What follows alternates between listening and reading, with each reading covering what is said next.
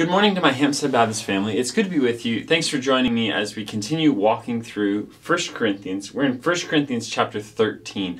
This passage is most famously known probably for being read at weddings. What we find in context is while there's certainly nothing wrong with reading this at a wedding, it's actually talking about something a little bit bigger. Its context is spiritual gifting, the role of spiritual gifts in the church, and ultimately God's mission for the church. And so I'm excited for this passage. This is kind of a crescendo passage for the book even. If you'll remember, the Corinthians have been dealing with all kinds of problems with unity and with self-seeking and with all kinds of trying to make their own name. Let's look and see what it has to say. So I'm going to begin here in verse 1, and we'll go through it through the whole passage, and then we'll walk through it slowly. We're going to do the whole chapter today. If I speak in human or angelic tongues but do not have love, I am a noisy gong or a clanging cymbal. If I have the gift of prophecy and understanding all mysteries and knowledge, and if I have all faith so that I can move mountains, but I do not have love, I am nothing. And if I give away all my possessions, and if I give over my body in order to boast, but I do not have love, I gain nothing. Love is patient. Love is kind. Love does not envy, is not boastful, is not arrogant. It is not rude, is not self-seeking, is not irritable, and does not keep record of wrongs. Love finds no joy in unrighteousness, but rejoices in the truth. It bears all things, believes all things, hopes all things, and endures all things. Love never ends. But as for prophecies, they will come to an end. As for tongues, they will cease. As for knowledge, it will come to an end. For we know in part and prophecy in part. But when the perfection comes, the partial will come to an end. When I was a child, I spoke like a child. I thought like a child. I reasoned like a child. When I became a man, I put aside childish things. For now we only see a reflection as in a mirror, but then face to face. Now I know in part, but then will know fully, as I am fully known. Now these three remain: faith, hope, and love. And the greatest of these is love. So this is a pretty heavy passage. We're going to walk through it fairly quickly.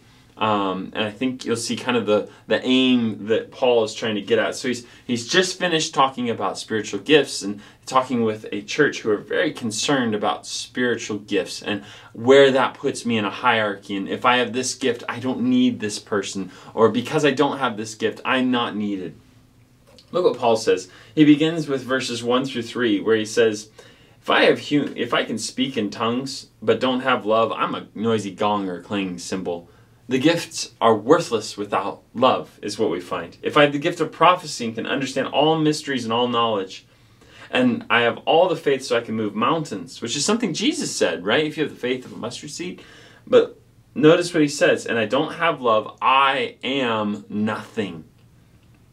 And if I give away all my possessions, and if I give over my body, right? If I live this aesthetic style life in order to boast, but do not have love. Notice over and over the qualifier, but do not, oops, that's an eraser, but do not have love, and do not have love, and do not have love. I am nothing, nothing, nothing, nothing. You can have, this is why, right, as we've gone through this, I haven't taken a lot of time to walk through what are the spiritual gifts. Because Paul doesn't seem to be concerned at this point to describe what the spiritual gifts are. He's not taking time to define prophecy, tongues, these things. Now, here in a minute, in chapter 14, he will take a little time to talk about a few gifts. But the chapter, right, 12 and 13 have not been concerned with the what and describing them in depth and giving this good systematic approach. Paul actually kind of shortcuts it and says, if you don't have love, you're in the wrong conversation. None of it matters without love. Love is the thing that you're missing. Love is the point. And so he spends the first three verses saying, without love, none of it matters. Without love, it doesn't matter, right? Now, verse 14, he describes love. And he gives more time describing love than he did any spiritual gifts in chapter 12. Look how he describes love. Love is patient, kind, does not envy, is not boastful, is not arrogant, is not rude, is not self-seeking, is not irritable. It does not keep record of wrongs. It finds no joy in unrighteousness, but rejoices in the truth. It bears all things, believes all things, hopes all things, endures all things. So he starts out with several positive statements, then shifts to negative statements, back to positive. What Paul has essentially described, though, is the Christian life, is it not? It's exactly the characteristics that we as Christians are to exhibit and to show to one another and to the world, right? That we would be patient with one another, that we would be kind to one another, we would not envy one another, we would not boast in ourselves, right? That we would not be arrogant, we would not be rude, that we would not be self-seeking, we would not be irritable, we would not keep record of wrongs. And you've heard the sermon before, right, where somebody says switch love for the name of Jesus, and this certainly does describe Jesus to a T, right? Jesus is the love of God. We should also be able to switch our names in there, but so often we fall so short because we're worried about everything else. We're still stuck back in verses 1 through 3 and haven't even made it to these verses.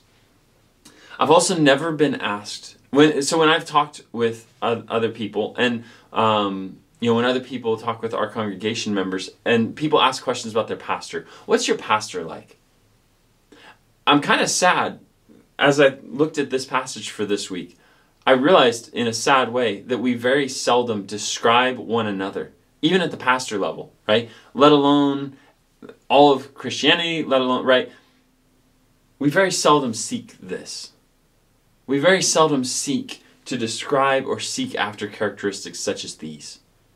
Oftentimes we flip it, that we want somebody who is trying to make a name for themselves, is trying to be something, is not patient, but is arrogant, or wants their own way, or will run over people. They're driven, they're this, they're that. We'll say sometimes that's just the way they are as a cover-up for they're rude. No. This is the standard. And it's a high standard. Let's strive for it together, shall we, church? And then in verse 8, he says, love never ends. And he's going to attack all those spiritual gifts again. Watch what he does. He says, love never ends, but as for prophecies, they will come to an end. As for tongues, they will cease. And as for knowledge, they will come to an end. All the things that the Corinthians were looking for and they wanted so badly, it's all going to go away. This week we did Ecclesiastes 1 for men's Bible study. And just the meaningless and the fruitlessness. Because everything goes away except for God. And so we keep going, right? Paul says in 9, for we know in part and we prophesy in part. But when perfection comes, or when the perfect comes, the partial will come to an end. The story's not complete right now, guys. Realize that right now, things are not complete. And everything that we are doing, right, the Spirit abiding with us, the spiritual gifts, even the way that we meet for church, while yes, they're highly important, they're critical things, they're not the end. There's something bigger afoot. And all of the things, right, the Spirit working within us, Christ mediating on our behalf, all of these things are leading to something. They're leading to an end. Paul says, when I was a child, I spoke like a child, I thought like a child, I reasoned like a child. When I became, whoa, my screen shifted. When I became a man, I put aside childish things. He says, look, all these things, they're fine. But maturity is not looking for those things. Maturity is finding the love of God. Spiritual maturity is being so consumed by the love of God that it's literally all you have. It's all you need. That is spiritual maturity. It's understanding who God is and seeking Him in a way that you don't hunger for anything else. The Corinthians wanted to make a name for themselves. They wanted knowledge. They wanted this wonderful thing to make them better. What they needed was the love of God. And when we become mature, we understand that. He says, for now we see only a reflection as in a mirror, but then face to face. Now I know in part, but then when Jesus returns, I will know fully as I am fully known. There's a bigger picture afoot. Corinthians, there's a bigger picture afoot. Don't miss it. Because Jesus didn't just save us for right now. He saved us so that we could dwell with him as his bride, as his total church. And when we neglect love, we lose that. This is why we've harped on unity so hard. It's not just that we don't preach unity because I want you guys to get along. But I don't just want you to get along for the sake of getting along. We'd be wasting our time at that point. We preach unity because there's something bigger going on. And then Paul concludes with 13. Now these three remain. Which is interesting because we skipped that first part, right? Everybody likes the faith, hope, and love. The greatest of these is love. It goes great on coffee cups. Women's ministry really likes it, right? But these three remain. Paul says what Paul just did. He stripped everything away. He took everything away. Our arrogance, our pride, our ability to hunt for our own name. All these things, gone. Why? Because he only wanted three things to remain. There are three things, Christian, which remain in our lives. We have nothing else left in our lives except these three things. We have our faith. We have the faith that God does what he does, right? That Jesus saves. We have our hope that one day Jesus is returning. And it's not a hope, a wishful hope, a whimsical hope. This is a hope that I know this is coming, so I'm going to orient my life around the fact that my God is doing something big. And love. And the greatest of these is love. And ultimately our definition of love, you can look in the Webster's Dictionary, you can look all kinds of places to define love. Can I give you the simplest definition of love?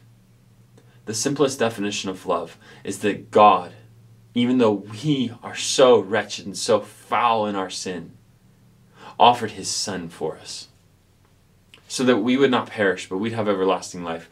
God laid his Son down for us, and Jesus obeyed the Father. That is love. So will we emulate the love of God? Will we stop seeking things? Will we stop seeking programs? Will we stop seeking our own heart's desire? And will we be, as 1 Corinthians 13 teaches, a people who are consumed by the love of God?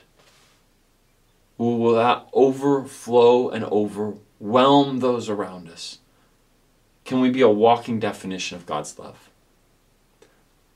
This chapter is amazing. It's much more of a slap in the face, I think, than we think it should be. But I hope it's been encouraging to you. And I hope that as you go through your days, all that will remain in your life and in my life is faith, hope, and love. So thank you for joining me this week for 1 Corinthians 13. We're going to jump over to 14 next week. But I hope, take some time and just meditate on what is the love of God? What is the cross? How should my life be transformed? Do I have other things in my life? Am I seeking other things, or am I seeking God's love? So thank you for joining me. I hope you have a great day.